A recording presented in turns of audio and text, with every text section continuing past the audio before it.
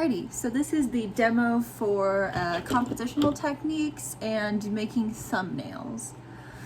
So as I've talked about in the lectures, thumbnails are just small preparatory sketches where you basically get in the big elements and maybe a little bit of shading, but not very much detail at all. So you can just check the composition, see if you like what's happening or if there's anything you want to change before you commit to doing something big.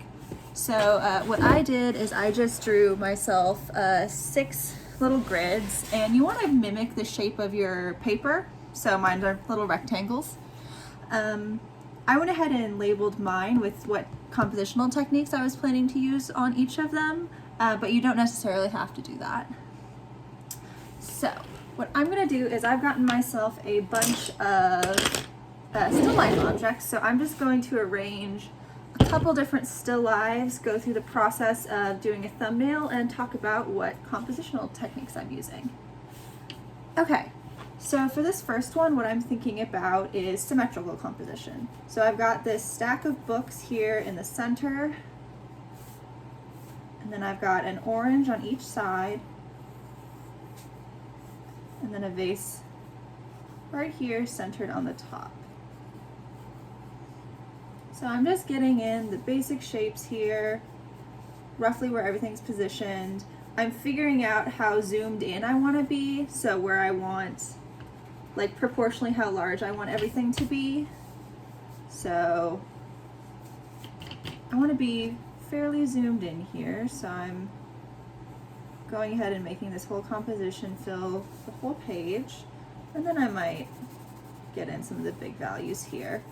I have my desk lamp shining on these guys, so I have a pretty strong light source from one direction, so I'm going to go ahead and put that in so I get like a general idea of what I'd be working with shading wise. But yeah, and as I've said, you can add like an amount of detail to your comfort level. I usually make mine pretty rough, so I can do a bunch of them until I figure out something that I am happy with. So yeah, so I've got my symmetrical composition thumbnail there.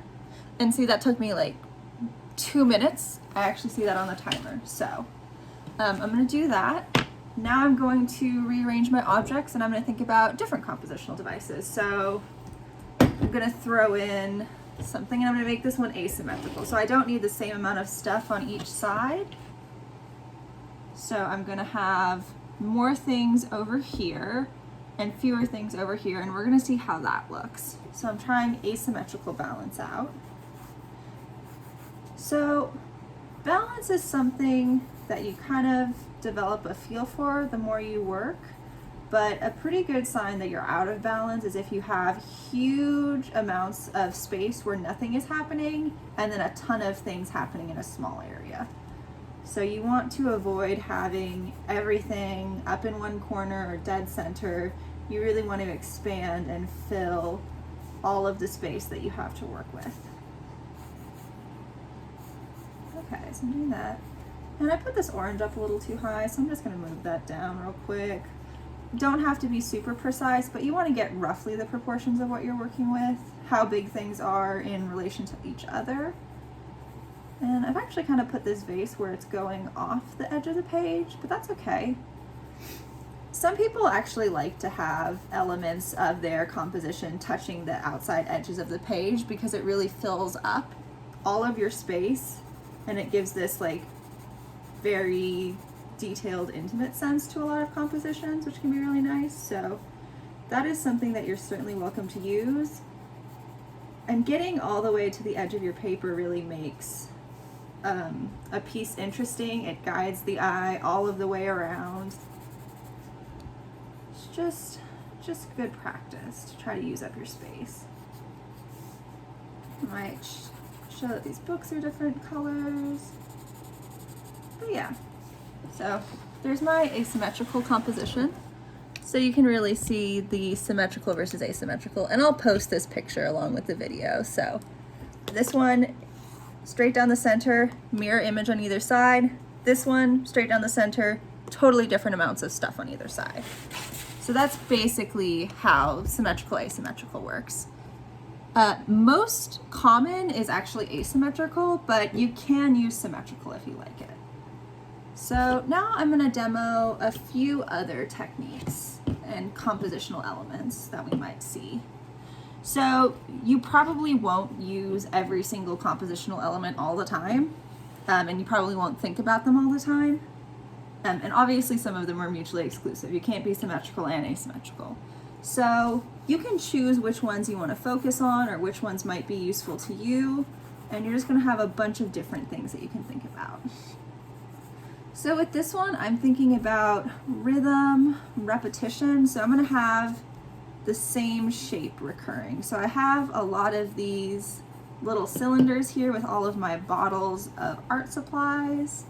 And I'm going to have this recurring stack of books where it's all rectangles stacked on top of each other. So I'm just going to be using some similar shapes, and we're going to see how that pattern helps us. Had real bad perspective on that book and it was bugging me. So I'm just going to correct things as I see fit. With this one, I am going to get some of the shading down. Give myself a good sense of what's happening here.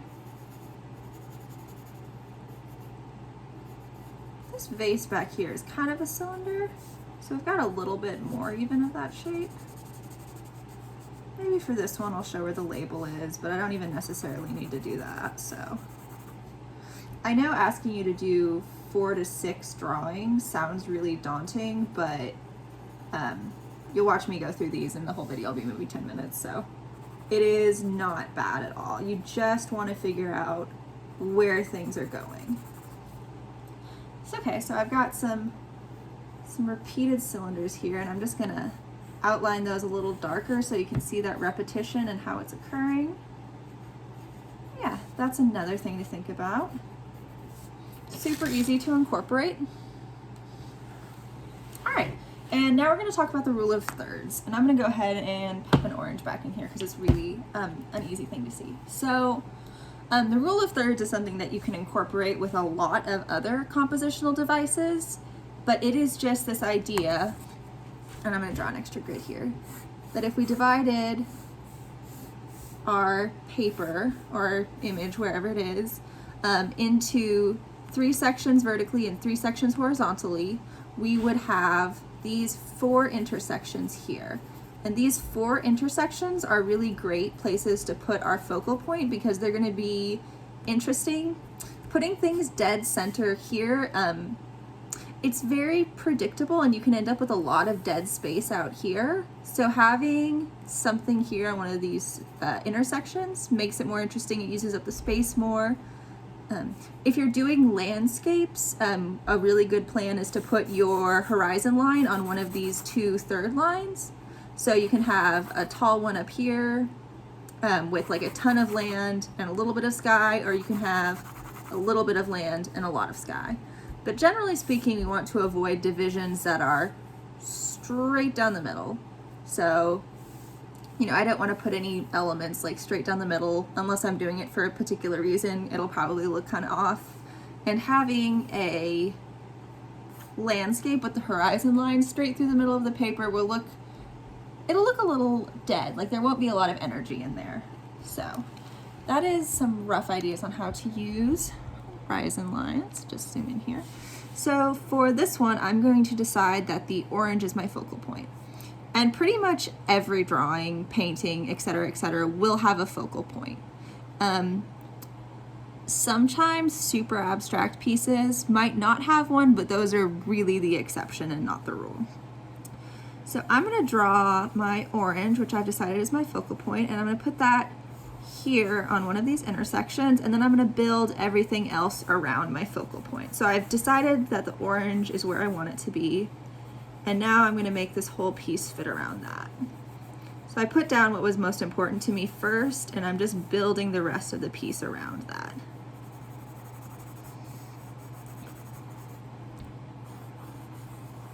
I'll put this little X here to mark that this is my focal point. And then I'm just going to keep doing this. And I've kind of ended up with a lot of stuff, so I might say that my compositions here are ending up being a little bit busy because there's a lot of elements in like a pretty small space. So that's something else you can think about, how simple you want things to be. If you want to have a lot of variety, you can do that and it can be really interesting. Or if you want to just focus on a few things. If you ever want your viewer to really see something first, then you can actually like put it at on the focal point of a very simple composition, and that pretty much guarantees that they're going to focus on it. A lot of portraits will do something like that, where the person is definitely like the subject of the portrait is the focal point, and they have a pretty simple background to avoid distracting from the face, which is, you know, the most important part. Cool.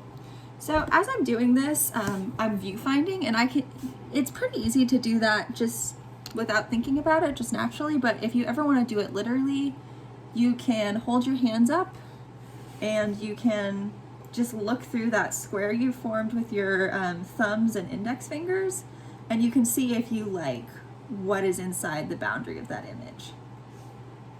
And I can move that around and I can say, okay, let's see what it looks like when I have just the bottle on the top and a little bit of the vase. Kind of boring, don't love it. Let's move down. Okay, I see my orange, that looks good. You can see the stuff behind it. I like that better. So just another technique for choosing what you want before you start drawing.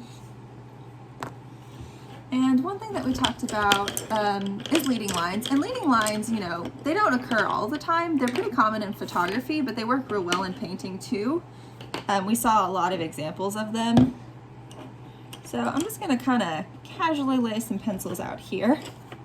And those are gonna be my leading lines. They're just gonna casually point towards my focal point. I think I'm gonna make it that orange again. You know, maybe I'll put it on, maybe I'll mix it up. Maybe I'll put my focal point on this higher intersection there. And then I'm just gonna dry these pencils, and they're just gonna casually point to my subject. And this is a pretty obvious example for leading lines. There are a lot more subtle examples. Buildings are a common, streets can be one. Lines of buildings going off in the distance can form a leading line. Train tracks in photography are super common. So there's a lot of different ways to do it, and you can be more subtle than this, but just an idea of how you might see those. But it's all about the direction. So if I come in and I start looking at the piece kind of over here, this pencil is just gonna zoop right there. If I come in from this direction, right there. So it's just pointing me towards this focal point, this most important element. But yeah. So for the last one, I'm going to combine a couple of things and show you how you can use multiple compositional devices at once. So this first thing I'm going to do is I'm going to play with proportion or scale. And that's just how large things are in regard to other things. So I'm going to move this orange close to me, and I'm going to make it a lot larger than it is in these other drawings. So as a general rule, things that are closer to us are larger. So I can give us the illusion that this orange is closer on the paper, and then everything else is going to be smaller in the background. So like, and I can measure here, and okay, from where I am, this orange is about the size of the large portion of the vase. So I'll do that, sketch everything else in. Yeah, and it's all small, it's all in the background, it's not as important. I still have something back there, so I still have like a whole composition, there's still some things happening, but it's just not as important. Just do that same little bit of shading, but for this orange, I am really gonna go heavy on the contrast. I'm gonna make this the most important thing by making it the highest contrast thing. So it's gonna have the most interest to the viewer. Your eye's gonna be drawn right towards it. And then I'm just gonna kind of let the background fade away.